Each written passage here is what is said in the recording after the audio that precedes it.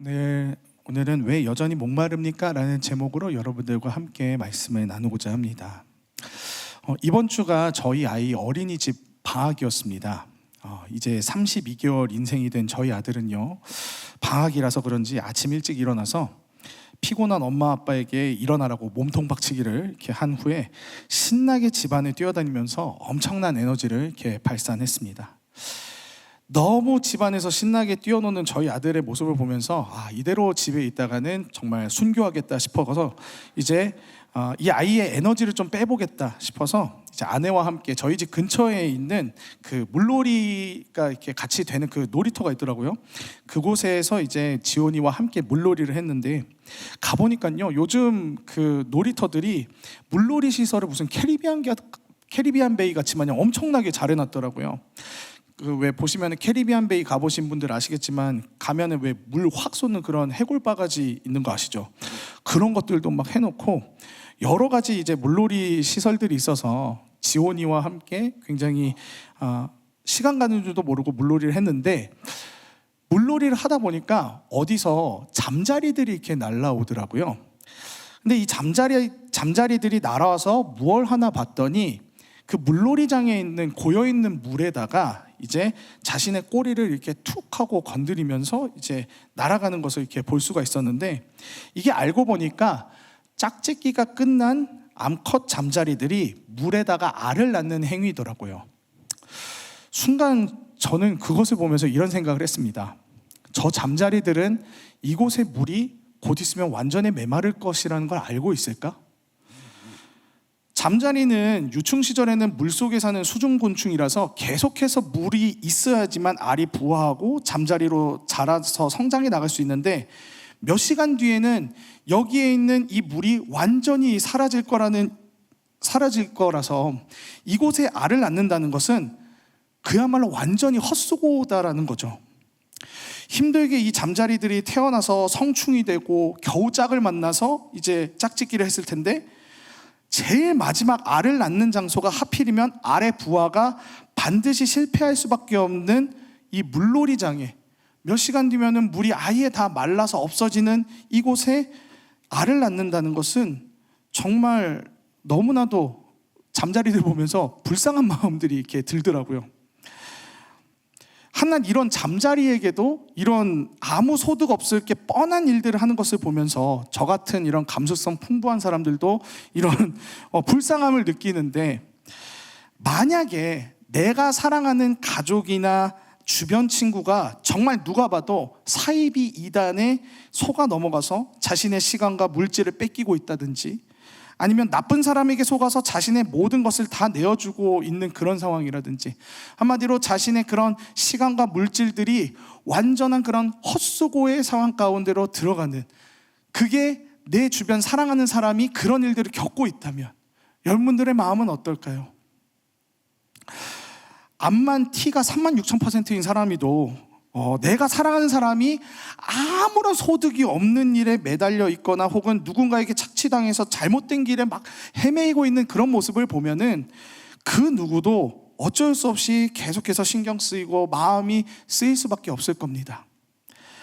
자, 그런데 우리를 만드신 하나님은 어떠실까요?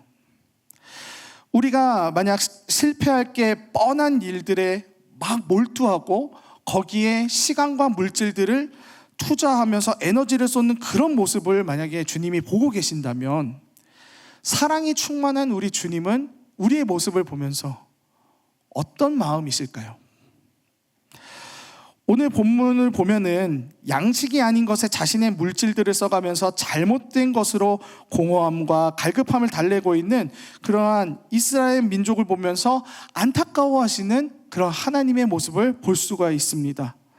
오늘 1절 보시면, 오라 너희 모든 목마른 자들아 물로 나오라, 돈 없는 자도 오라, 너희는 와서 사 먹되 돈 없이 값 없이 와서 포도주와 젖을 사라라고 이렇게 이야기를 하시는데요, 하나님께서 얼마나 이 이스라엘 민족이 하나님이 아닌 다른 것들로 이렇게 채우면서 그야말로 아무런 소득 없는 그러한 행위들로 계속해서 자기들이 은을 줘가면서까지 그런 헛수고들을 하다 보니까 얼마나 답답하시면은 너희들이 그냥 아무런 값 없이 와서 포도주와 젖을 사라, 목마른 자들아 제발 물로 나오라, 이런 얘기를 하시겠습니까? 원래 이스라엘 민족은요, 하나님께서 그들에게 하나님이 분명 약속하신 것은 하나님만을 순종하고 분명히 그렇게 따르기만 하면은 하나님께서 약속하신 그 가나안 땅에서 복을 받고 탄탄대로의 길을 갈 수 있을 거라고 하나님께서 그렇게 약속을 해주셨는데, 정작 이스라엘 백성들은 그 약속보다도 주변 강국들, 그러니까 이스라엘 주변에 있는 나라들의 그런 통치 스타일이라든지 우상들이라든지 이런 보이는 것들이 너무나도 좋아 보이는 거예요. 그래서 거기에 더 집착하면서 반드시 실패의 길로 갈 수밖에 없는 그런 우상 숭배와 하나님이 아닌 다른 것들로 자신들의 만족을 누리려다가 결국에는 이 이스라엘이 바벨론에게 멸망당해서 포로 생활을 하게 되는 이런 비참한 상황에까지 놓이게 되는 것을 볼 수가 있습니다.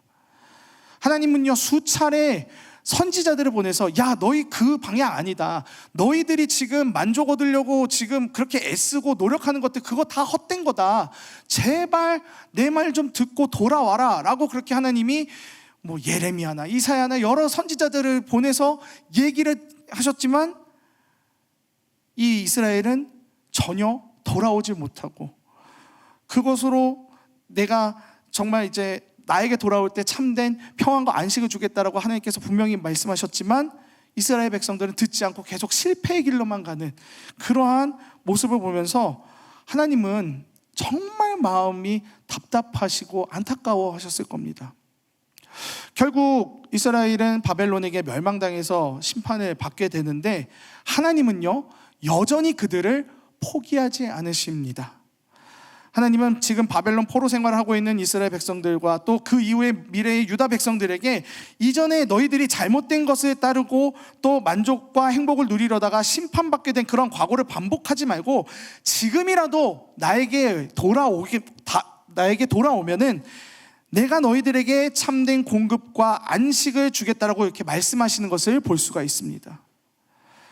여러분, 사람이 목이 말라요. 목마름을 이렇게 해결하기 위해서 만약에 계속해서 예를 들어서 커피라든지 단 음료수라든지 이런 것들을 먹게 되면은 여러분 어떻게 되겠습니까? 예전에 TV에 보니까 어떤 그 사람이 이제 목이 말라가지고 이제 물이 아닌 다른 것들로 이제 그 수분을 섭취했을 때 몸은요, 이 음료수라든지 이런 다른 커피와 같은 것들로 제대로 이렇게 수분 섭취를 이렇게 못하는 것을 이제 실험 결과가 나왔더라고요. 그러니까 사람이 결국 물로만 이 목마름을 채울 수 있고 수분 공급이 되는데, 계속해서 사람이 목마름을 해결하기 위해서 단 음료수, 다른 그런 좀 음식들을 먹게 되면은 당뇨병이라든지 이런 병들에 걸리게 되게 되면서 이제 몸의 여러 부분 이상들이 생김으로써 어려움들을 겪게 될 것입니다. 이처럼 주님은요, 너희가 지금 은으로까지 이렇게 계산하면서 갈급함을 해소할 수 없는 이런 잘못된 것으로 공급을 하고 있으니까 야, 그러한 헛된 것들 하지 말고 은도 줄 필요 없이 진짜 너희의 갈급함을 값없이 해결해 줄 수 있는 생수된 나를 찾으라고 주님은 오늘도 그렇게 이스라엘 백성들에게 또 우리들에게 말씀하시는 것을 볼 수 있습니다.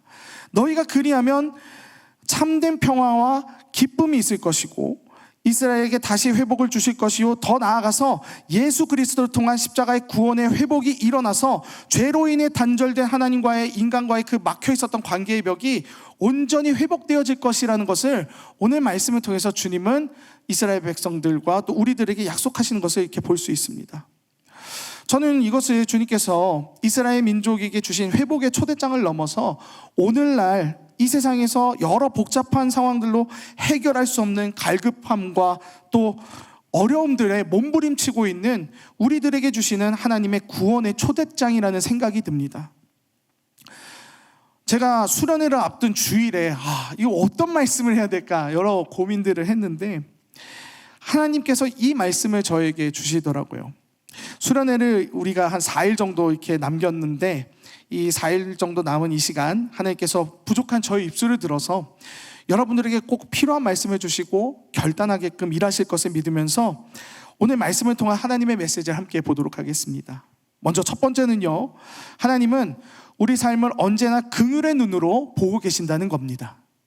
시편 136편 16절을 보시면은 내 형제 이루기 전에 주의 눈이 보셨으며 나를 위하여 정한 날이 하나도 되기 전에 주의 책에 다 기록이 되었나이다 라고 이렇게 말씀하고 있는데요, 하나님은 나의 시작과 끝을 알고 계시는 것뿐만 아니라 우리의 모든 것을 알고 계시고 우리 삶에 정말 많은 관심이 있으시다는 겁니다.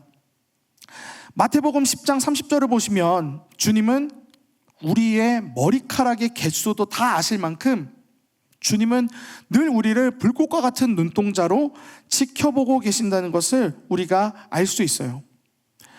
아이를 키워보니까요, 제가 그렇게 숙련된 아빠가 아니어도 아이에게 모든 이런 신경이 다 가게 되더라고요. 아이가 이제 바깥에서 이제 거실에서 노는 소리가 들리면은 그래도 이거는 참 안정적인 겁니다. 그런데 아무런 소리가 안 들릴 때는 이거는 뭔가 한번 살펴봐야 되는 그런 상황인 겁니다. 어떡하지? 이제 그때는 이제 휙 이제 나가봐서 지훈아 뭐하니? 이러고 있어 딱 보면은 아니나 다를까 말썽을 피우고 있더라고요. 뭔가를 쏟았거나 뭔가를 어지럽혔다거나 꼭 그런 일들이 일어나는데, 제가 사실 이제 아이에게 이렇게 좀 신경이 이렇게 쭉 갈 수밖에 없더라고요. 이렇게 숙련된 아빠가 아니어도 자다가 막 우는 소리가 나면은 바로 이렇게 달려가게 되고, 그게 부모인 것 같습니다. 마찬가지로 하나님은요, 안 보시는 것 같지만 우리 삶을 계속해서 긍휼의 눈으로 지켜보고 계시고 우리의 상황을 다 알고 계십니다. 오늘 본문 1절 보시면은 오라 너희 모든 목마른 자들아 물로 나오라, 돈 없는 자도 오라, 너희는 와서 사 먹되 돈 없이 값없이 와서 포도주와 젖을 사라라는 하나님의 안타까운 메시지가 있습니다. 이것은 바벨론 포로 생활에서 제대로 된 예배를 드리지 못해서 영혼이 갈급하고 또 타국의 포로로 끌려와서 손에 아무것도 쥐어진 것 없이 슬피 후회의 눈물을 짓고 있는 이스라엘 백성들의 상황을 하나님께서 여실히 잘 알고 계시며 그들의 필요와 공급을 채우시고 회복을 하시겠다라는 것을 이 말씀을 통해서 좀 볼 수 있어요. 이런 말씀과 같이 주님은 우리의 모든 상황들을 다 알고 계십니다. 우리가 뭘 먹고 마셔야 채워지는지 아시는 분이십니다. 오늘 여러분이 꼭 아셨으면 좋겠는 것은 주님은 여러분들에게 정말 많은 관심을 갖고 계신다는 것을 분명히 아셨으면 좋겠습니다. 세상에서 제일 힘든 것 중 하나가, 제가 자녀를 키워보니까요, 그게 뭔지 하나 알게 됐습니다. 그건 뭐냐면요, 지켜보는 거예요. 지켜보는 거.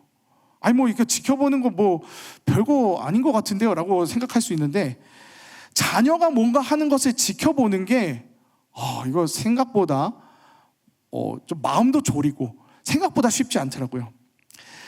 제가 제일 좀 참기 힘든 것 중에 하나가 뭐냐면은 저희 아들이 밥 먹는 것을 지켜보는 것, 이게 참 힘들더라고요. 왠지 아십니까? 얘가 이제 32개월 인생이다 보니까 숟가락 쓰는 게 좀 어설픕니다. 그래서 먹는 만큼 흘리는 것도 굉장히 많이 흘려요. 그래서 곧 얼마 안 있으면은 밥 좀 먹다 보면은 얘가 손에 막 밥풀도 묻어 있고 막 입에도 막 이렇게 묻어 있고 이러는데 막 닦아주고 싶거든요. 그런데 참아야 돼요. 왜냐하면은 아이가 이런 숟가락질들을 할 때 일일이 다 닦아주고 얼굴을 닦아주고 이러면은 부모가 이제 지켜보지 않고 하나하나 이렇게 손을 대기 시작하면은 아이가 제대로 된 숟가락질을 배울 수 없다고 하더라고요.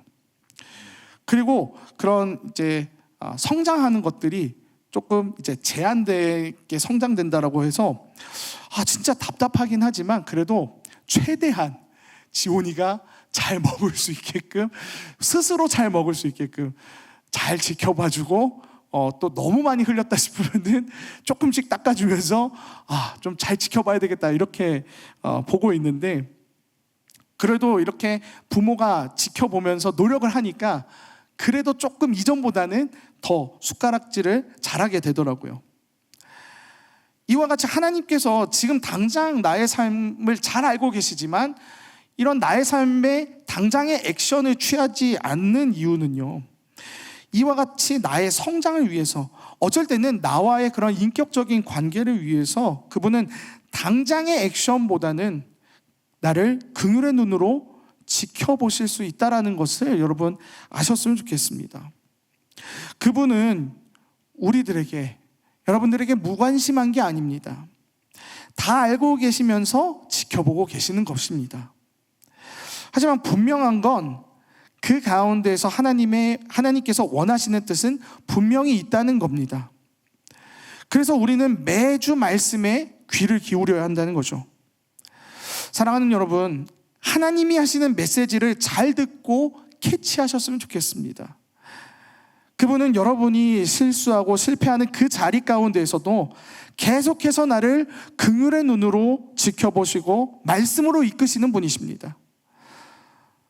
하나님께서 어느 정도로 우리를 그렇게 이끄시냐면, 때로는 우리가 샤워하다가 수건에 적혀있는 그런 말씀으로도 하나님께서는 그렇게 나를 그런 말씀으로도 인도하실 때가 있어요. 때론 믿음의 지체들 간의 그런 대화와 교제를 통해서 하나님의 뜻을 알게 하실 때도 있고요. 또 이러한 말씀들을 통해서, 말씀을 듣는 시간들을 통해서 한 부분들을 깨닫게 하시고, 하나님께서 나에게 이러한 것을 원하시는구나 라는 것을 이러한 말씀을 전하는 자리를 통해서도 알게 하시기도 하죠. 그래서 여러분, 기록할 수 있는 수단들이 있다면, 여러분들의 그런 영적인 그런 감동들이 오는 그런 부분들이 있다면 기록할 수 있는 수단들을 다 동원해서 계속 기록해 보셨으면 좋겠습니다. 그러면 내가 지금 어디에 있는지, 어떤 상태인지, 하나님께서 지금 나에게 원하시는 것이 무엇이며 또 내가 어떤 길로 나아가야 할지 하나님께서 원하시는 그 길들을 찾을 수 있을 것입니다. 어쩌면 지금의 나도 이스라엘 백성들처럼 나 자신을 채울 수 없는 것으로 값을 줘가면서 그것을 나의 진정한 양식이다라고 생각하면서 헛된 삶을 살아가고 있을 수 있습니다. 지금도 우리를 긍휼의 눈으로 바라보고 계시는, 나를 나보다 더 잘하시는 주님께 돌아가는 저와 여러분 되길 간절히 소망합니다. 그분께 돌아갈 때 우리는 참된 공급을 얻을 수 있습니다. 오늘 말씀을 통해 이야기할 두 번째는요, 주님께 돌아오면 기쁨과 회복이 시작된다는 겁니다. 오늘 본문 2절 후반부와 3절 전반부를 보면 이렇게 되어 있습니다. 내게 듣고 들을지어다. 그리하면 너희가 좋은 것을 먹을 것이며 너희 자신들이 기름진 것으로 즐거움을 얻으리라. 너희는 귀를 기울이고 내게로 나와 들으라. 그리하면 너희의 영혼이 살리라. 하나님께서는 이전에 하나님을 저버리고 보이는 우상들과 같은 영원하지도 않고 결코 참된 만족과 기쁨을 줄 수 없는 그런 헛된 것들을 따랐던 이스라엘 민족의 지난 잘못을 버리고 하나님의 말씀을 더 듣고 하나님께 돌아온다면 비교도 할 수 없는 풍요로운 기쁨과 회복을 주겠다고 약속하시는 것을 볼 수 있어요. 이전에 예레미야와 이사야의 말씀을 보면은 하나님께서는 예레미야한테는 이스라엘에게 복을 구하지도 말라라고 이렇게 하셨고요, 이사야에게는 그들이 기도하여도 내가 듣지 않겠다라고까지 이야기하셨을 만큼 하나님과 이스라엘의 관계가 정말 극단으로 치달았었는데요, 하나님은 그들에게 이제 바벨론 포로 생활이라는 심판을 주시고 난 이후에는 다시 하나님께 돌아올 수 있는 길을 그렇게 허락하시는 것을 우리가 볼 수 있습니다. 주님의 심판은 완전한 멸망이 아닙니다. 이사야 55장 7절을 보면 주님은 회개하는 자에게 악인은 그 길을, 불의한 자는 그 생각을 버리고 여호와께 돌아오라. 그리하면 그가 긍휼히 여기시리라. 우리 하나님께로 나오라.